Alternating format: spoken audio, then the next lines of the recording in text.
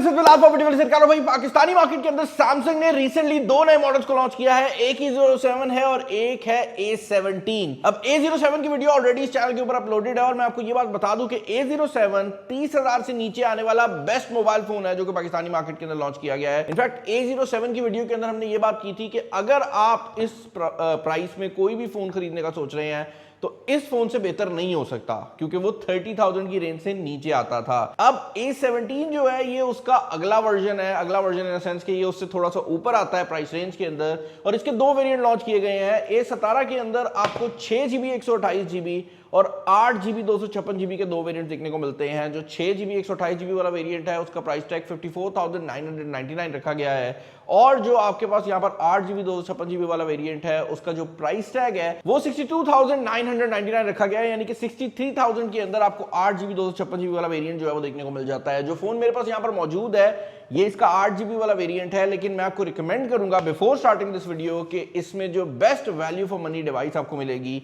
वो इसका 6GB वाला वर्जन है। मैं आपको एक्सप्लेन भी करूंगा कि ये ऐसा क्यों है, बट इस मोबाइल फोन को जरा अनबॉक्स कर लेते हैं और देखते हैं कि आपको आखिर 55,000 की रेंज में सैमसंग क्या प्रोवाइड कर रहा है। इस मोबाइल फोन का जो बॉक्स है वो टिपिकल रीसेंट सैमसंग बॉक्स है, यानी कि ये पतला बॉक्स है। इसके अंदर चार्जर आपको बॉक्स के अंदर देखने को नहीं मिलेगा।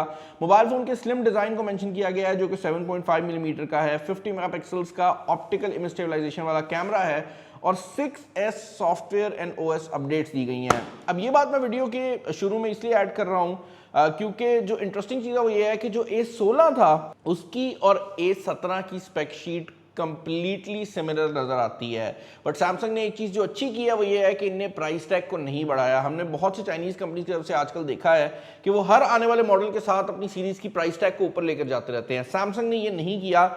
इस मोबाइल फोन का जो प्राइस टैग है वो 55,000 रुपया रखा गया है 6GB वाले वेरिएंट का। पुराने वेरिएंट यानी कि A16 का भी यही एग्जैक्ट प्राइस टैग था।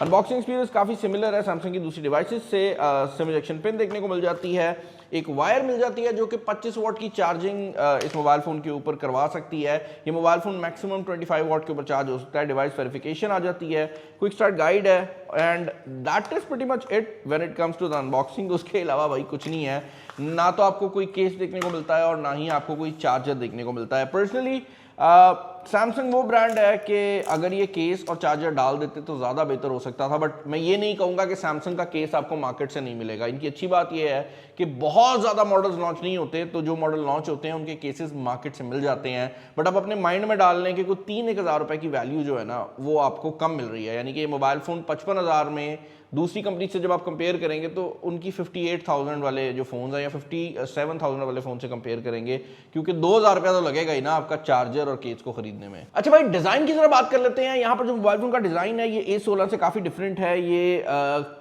जो इकट्ठा कैमरा इसका लेआउट हमने रिसेंटली नई A सीरीज में देखा है उसी के साथ आता है। बैक पर ट्रिपल कैमरा सेटअप है जिसमें 50 मेगापिक्सल का मेन कैमरा है, 5 मेगापिक्सल का अल्ट्रा वाइड है और 2 मेगापिक्सल का मैक्रो सेंसर दिया गया है।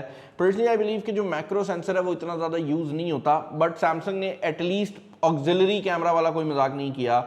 बैक पर LED फ्लैश आपको देखने को मिल जाती है। जो डिजाइन है वैसे तो ब्लैक कलर है, लेकिन इसके अंदर बड़ा ही ना प्रीमियम लुकिंग डिजाइन जो है वो मोबाइल फोन के अंदर मौजूद है। ये मोबाइल फोन मुकम्मल तौर पर प्लास्टिक से बना हुआ है, लेकिन इसकी जो ड्यूरेबिलिटी है वो इसलिए एनहांस हो जाती है क्योंकि एक चीज जो कि सैमसंग ने इस मोबाइल फोन में और इसके पुरानी जनरेशन में चेंज की है वो ये है कि इसके अंदर अब cornering gorilla glass Victus plus का यूज किया गया है। तो इसकी फ्रंट साइड पर जो स्क्रीन है वो ना सिर्फ आपको पहले की निस्बत ज्यादा जो है वो ड्रॉप प्रोटेक्शन प्रोवाइड करेगी, बल्कि ये जो स्क्रीन लगी हुई है इस पर स्क्रैचेस भी कम पड़ने वाले हैं। इस मोबाइल फोन के अंदर आपको साइड माउंटेड फिंगरप्रिंट स्कैनर जो है वो देखने को मिल जाता है। और मैं ये बात भी ऐड करना चाहूंगा कि ऑल्दो इसका फिंगरप्रिंट स्कैनर साइड पर है, ये मोबाइल फोन एक एमोलेड डिस्प्ले के साथ आता है।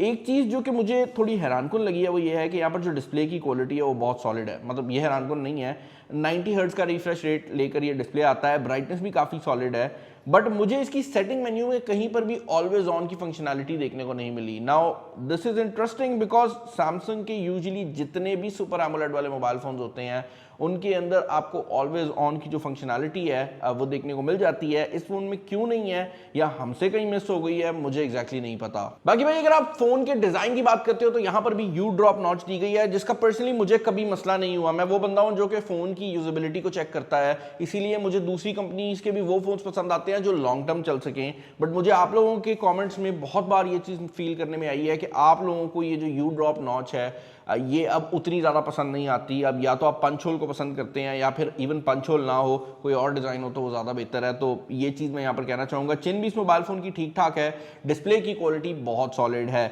इसके इंटरनल्स की अगर आप बात करते हैं तो यहाँ पर चीज़ें इंटरेस्टिंग हो जाती हैं। उसकी रीज़न ये है कि ये मीडियाटेक के Helio G99 के साथ आता है। अब ये वही प्रोसेसर है जो कि A07 में भी आ रहा है और टेक्निकली ये वही प्रोसेसर है जो कि इस प्राइस रेंज में आपको कोई भी दूसरा मोबाइल फ़ोन प्रोवाइड करेगा।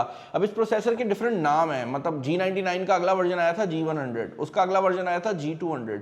लेकिन अगर आप इनकी परफॉर्मेंस की बात करते हैं तो मुझे आज तक फर्क फील नहीं हुआ। मतलब रियलिटी ये है कि G99, G100 ultra, G100 ultimate, G200 ultimate ultra, मुझे आज तक इनमें कोई फर्क फील नहीं हुआ। ये जिन फोन्स में भी आए हैं सेम परफॉर्मेंस दी है। और Antutu स्कोर भी अगर आप इन फोन्स का देखते हैं तो इस मोबाइल फोन के अंदर जो Antutu स्कोर है वो 5,50,000 के करीब आता है, which is the exact same score जो कि आपको A07 के भी हाई वेरिएंट पे देखने को मिल जाएगा। तो परफॉर्मेंस वाली साइड से ये 6GB वाला वर्जन और A07 का high and version exactly same perform करेंगे। तो परफॉर्मेंस इसकी सिमिलर है। एक और चीज़ जो कि यहाँ पर ऐड करना बहुत ज़्यादा ज़रूरी है वो ये है कि इस मोबाइल फ़ोन के अंदर अभी आउट ऑफ द बॉक्स हमें One UI का जो वर्जन है वो One UI 7 देखने को मिला है। तो इसकी भी One UI 8 की अपडेट आई नहीं है, बट सैमसंग ये प्रॉमिस करता है कि 6 साल की एंड्रॉइड अपडेट्स इस मोबाइल फ़ोन के ऊपर आपको देखने को मिल जाएंगी।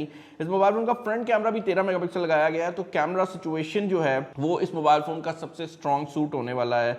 हमने यहाँ पर काफ़ी पिक्चर्स खींच कर देखी हैं एंड वी वर सरप्राइज कि इसकी कैमरा क्वालिटी कितनी डिसेंट है। स्पेशली जो बैक कैमरा है वो काफ़ी अच्छा रिजल्ट प्रोवाइड करता है। अल्ट्रा वाइड एंगल कैमरा में मैं ये कहूँगा कि आपको इसकी जो रेजोल्यूशन की कमी है ना वो फील होती है। यहाँ पर ये कोई AI का टूल यूज़ नहीं कर रहा फेक रिजल्ट्स बनाने के लिए, बट आपको ये फील होता है कि वो जो 5 मेगापिक्सल और 50 मेगापिक्सल का डिफरेंस है ना वो मौजूद है। लेकिन जो मेन कैमरा है that performs really well.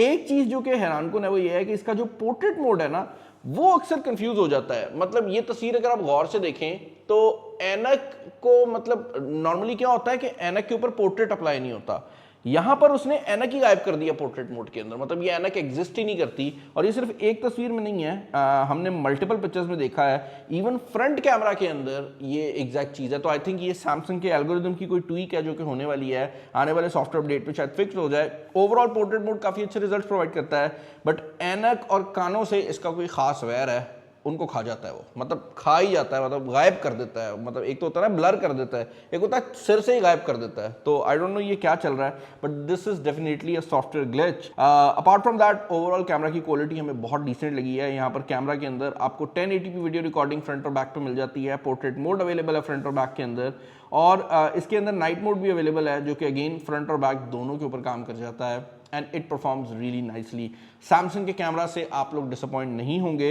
Ultra wide angle camera जो है वो एक एरिया है जहां पर बेहतरी हो सकती थी। भाई स्पीकर सिस्टम की अगर आप बात करते हैं तो यहाँ पर नीचे वाली साइड पर सिंगल स्पीकर यूनिट है। 30,000 से नीचे के प्राइस टैग में एप्लीकेशन लेकर आता है कि आप इसके अलावा किसी और मोबाइल फोन को रिकमेंड कर ही नहीं सकते। And this is very average for this price segment, क्योंकि इस प्राइस सेगमेंट में आपको ड्यूल स्पीकर सिस्टम मिलने शुरू हो जाते हैं।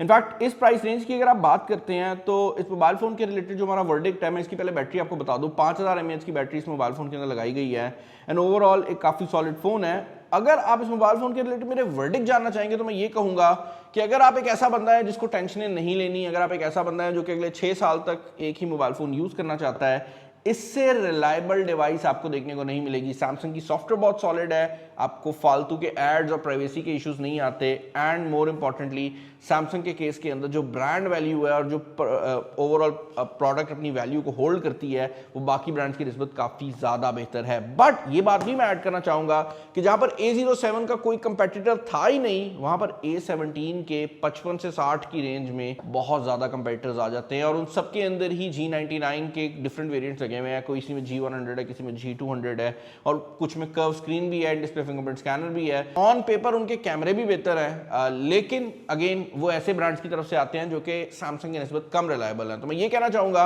अगर आप एक ऐसा बंदा है जो कि शश के पसंद करता है, आपके पास मार्केट में और ऑप्शंस मौजूद हैं। अगर आप एक ऐसा बंदा है जो कि रिलायबिलिटी, प्राइवेसी कंसर्न और एक ऐसी डिवाइस लेना चाहता है जो कि लॉन्ग टर्म चले, तो फिर A17 जो है अपने प्राइस टैग के अंदर is one of the most decent options जो कि आप परचेज कर सकते हैं। एंड मोर इंपॉर्टेंटली भाई सैमसंग का नाम है। चैनल पर नया, चैनल को सब्सक्राइब कर लीजिएगा। मैं बहुत जल्द A07 की जो एक रिव्यू वीडियो है वो आप लोगों के लिए लेकर आने वाला हूं, तो अगर आप उसका वेट कर रहे हैं वो भी कर लें। और अगर आप चाहते हैं कि इस मोबाइल फोन का भी मुकम्मल रिव्यू आए, do let me know in the comment section down below. इस वीडियो में इतना ही, अपना ख्याल रखिएगा। This is Bilal signing off. अल्लाह हाफिज़।